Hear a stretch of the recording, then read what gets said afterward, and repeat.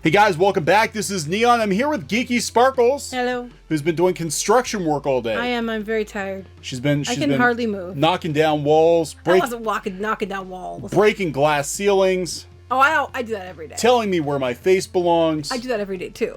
I was taking crowbars and laying floors and painting walls and ripping out molding that has to go back in and restaining that said molding and sanding things, and I hurt. You've been watching those home improvement shows. I am a woman who can do it.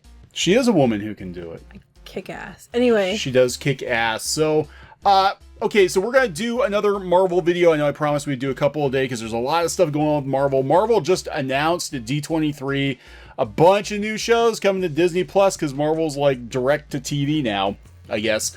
Before we get into that, we're going to talk about this article from Deadline that basically says that Marvel is at a crossroads right now, and it's kind of a polite way of them saying, I think it came across as being a polite way of them saying they're not really sure that the future of the MCU is going to be all that great going forward.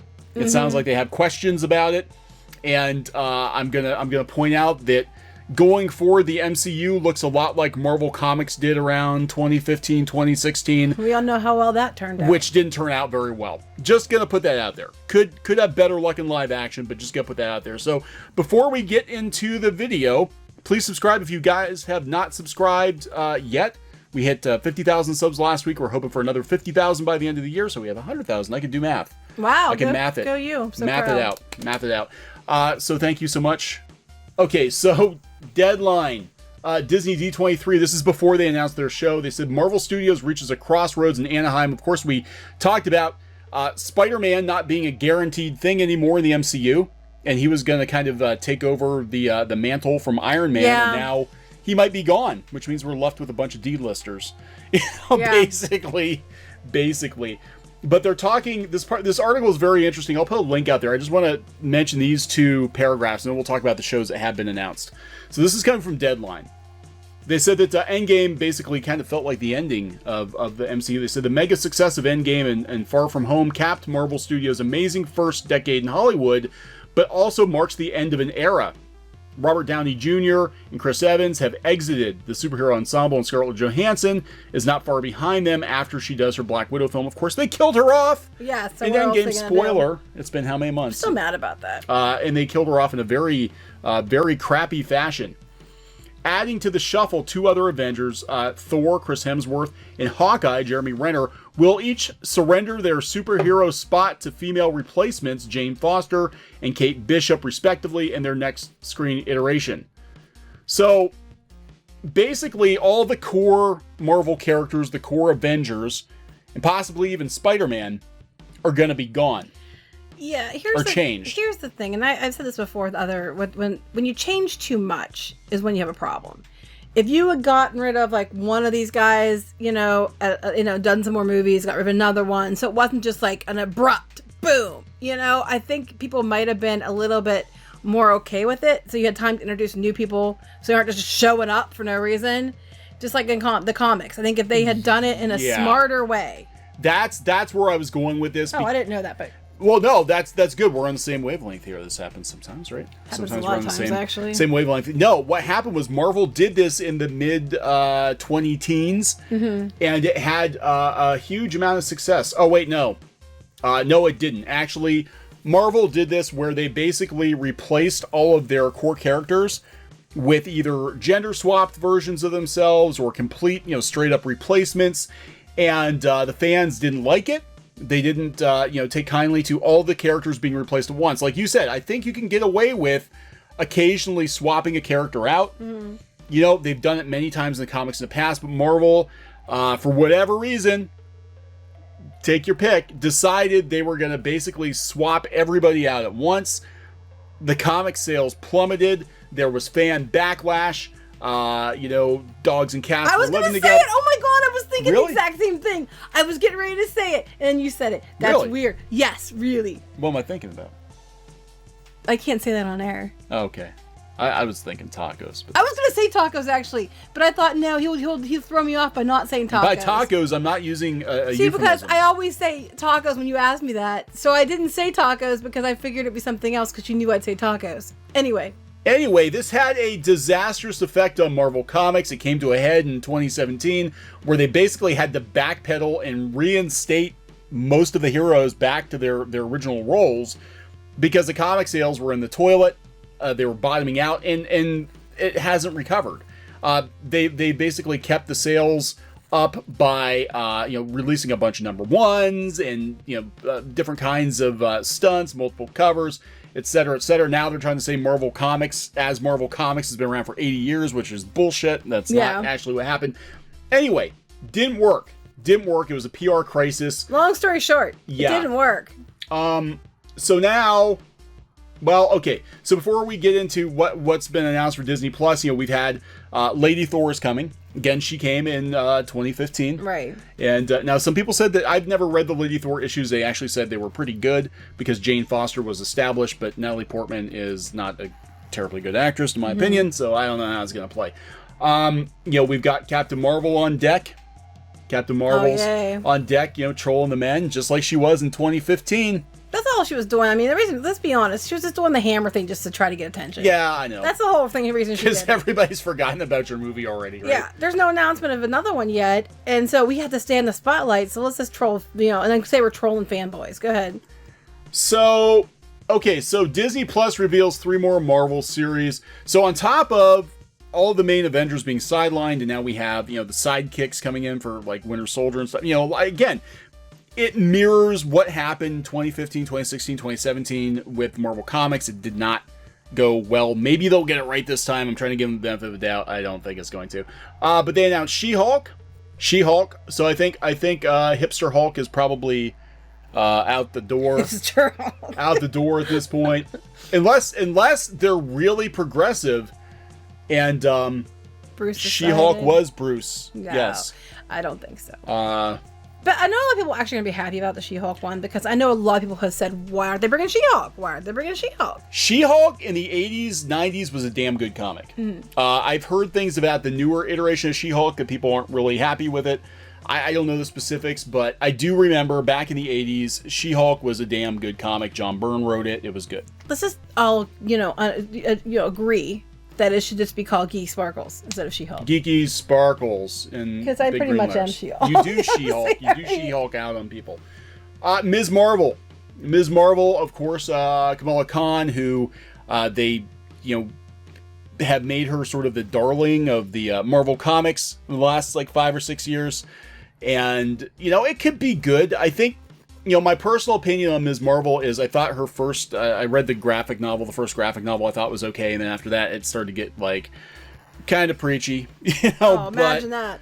But, they're gonna push Ms. Marvel. Again, we're starting to look kind of like the 2015 lineup here. Moon Knight, now this was kind of surprising.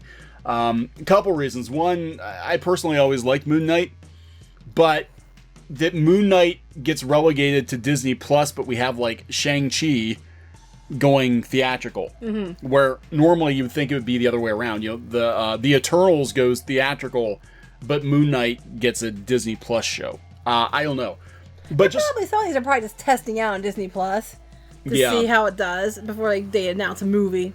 Right. So, or they introduce the characters now, and then they'll insert them into the show or the movies. Shove them in. Yeah. So we have the Falcon, the Winter Soldier. So basically, Captain America's sidekicks. Because we've taken Steve Rogers out of it. We have Loki, which actually might be pretty good. I actually am looking forward to that might be one. good. I like Tom Hiddleston. WandaVision. Now we've heard about the showrunner for WandaVision. Yeah, which makes me sad concerned. because I was really excited. I thought that would be a kind of a cool idea, and then we heard who it was again. I'm like, eh. Hawkeye, which apparently will the purpose of Hawkeye is going to be to set up his female replacement with Kate Bishop. And, what if... Okay, whatever. That what if thing's just dumb. Yeah, anyway. so I don't know. So what they're basically saying is, can the MCU continue on without the headlining here? I mean, really, I personally think Robert Downey Jr. was the glue of the entire thing. And with him gone, and then if you're going to take Spider-Man out of it, too... I just think there's too many changes too quickly. I think that you needed to take out one at a time. I would not have taken out Captain America and Iron Man at the same time. I definitely would have done that. No. And you need to do one at a time. You need, now, you know, you're going and doing Thor and all that other stuff. I think you just needed to do it. You needed to introduce these people in with everybody there and then just like take them out little by little. I think it's just too much too fast and people are not going to care. Yeah, I think if the MCU is a completely different lineup in 2 years and people don't take to these new characters, we are looking at this scenario again. We're looking at this scenario again. They didn't learn anything. They didn't. And I think, you know, again, this kind of comes back to, I think Disney's arrogance where they think they can put anything out there with the Marvel brand on it and it's gonna sell. You have to be good. And I'm sorry, I don't. The same for Star Wars and anything else. You guys keep thinking that you could just slap it on there, like you said. But you know, you have to still make it good. You have to put the effort in. And we're not saying these shows aren't going to be good, but I've got a bad feeling about this. I'm like, like you said, there are too many changes too fast, and Endgame really does feel like the end of the MCU, as most people knew it, as most people cared about it. And yeah, it just looks like this following the same trajectory that the comics did, and they had to backpedal because it didn't land very well. There's a reason these characters lasted as long as they did, and you can't just swap them all out at the same time and expect people to. No, and that's not saying you can never swap them out, right? Or you can never do new things that are cool. It's just, but they're doing too much too fast, which is going to bite them in the butt. Yep. I agree. So, I don't know. I can't say if I'm excited about any of these shows because I don't know enough about them. But I don't even know if I'm excited about Disney Plus. Yeah, okay. It's a thing. Yeah, I mean, to me, it's like Hulu, you know, or Netflix. It's like, whatever. Yeah. And they also did an announcement, unrelated to this, but they were talking about they're having Noel with Anna Kendrick and stuff, a Christmas show. These are all things that we already knew. Hallmark Channel. This is like Hallmark Channel. Well, this one actually sounds funny because it's her and her brother, supposedly, in the show.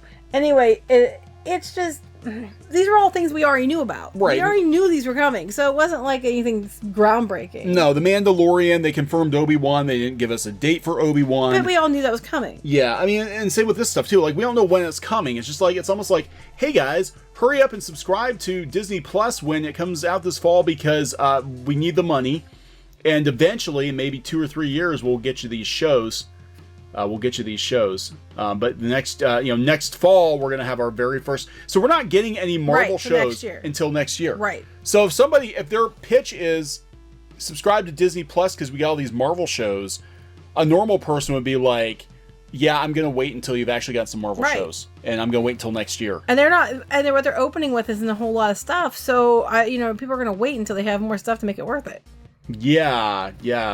I mean, the only thing that I think they are doing right is that they're offering the ESPN Hulu package with a Disney Plus. That, I think they'll get people for that one because they're offering such a really good deal for all three. And I mean, it's less money that way. So I think a lot of people would actually do it.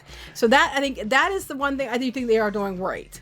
Yeah, it's just going to be an add-on, but the price is going to go up, right? Oh, I'm sure it is. When this stuff hits, it's going to go up. But for now, offering it for the price they're offering it to get Hulu, the Disney Plus, and ESPN is a really good deal, and I think that they're being really smart about that, and what they're charging for the Disney Plus itself isn't terrible, and I think their price points are really clever, and they're going to get people in.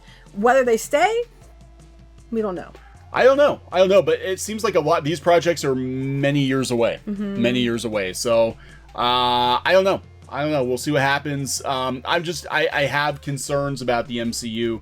I don't know how it's going to play without Iron Man, Captain America, etc. I think Spider-Man. People built 10 years on it, and then watching these characters and loving these characters and having them all gone at once is just not smart. But we already said that several times. So yeah, so we're going to wrap this one up. Please subscribe for more pop culture news, views, and rants here on Clownfish TV.